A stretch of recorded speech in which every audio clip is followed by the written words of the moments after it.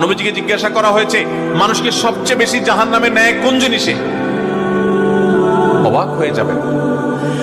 নামাজ না পড়ায় সবচেয়ে বেশি জাহান্নামে নেয় না, রোজা না রাখায় সবচেয়ে বেশি জাহান্নামে নেয় না, ওয়াজ মাহফিলে না আসায় সবচেয়ে বেশি জাহান্নামে নেয় না, দান সাদেকা না করায় সবচেয়ে বেশি জাহান্নামে নেয় না, কোরআন তেলাওয়াত না করায় সবচেয়ে বেশি জাহান্নামে নেয় না। তাহলে কিসে সবচেয়ে বেশি জাহান্নামে নেয় মানুষকে?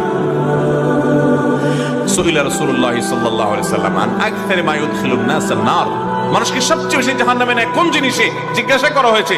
নবীজি বলেছেন দুই জিনিস, আল ফামু ওয়াল ফারাজ, মানুষের জিহ্বা, মুখ এবং লজ্জাস্থান।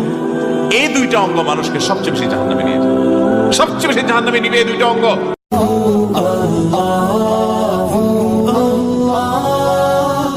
নবীজিকে জিজ্ঞাসা করা হয়েছে মানুষকে সবচেয়ে বেশি জাহান্নামে নেয় কোন জিনিসে? অবাক হয়ে যাবেন।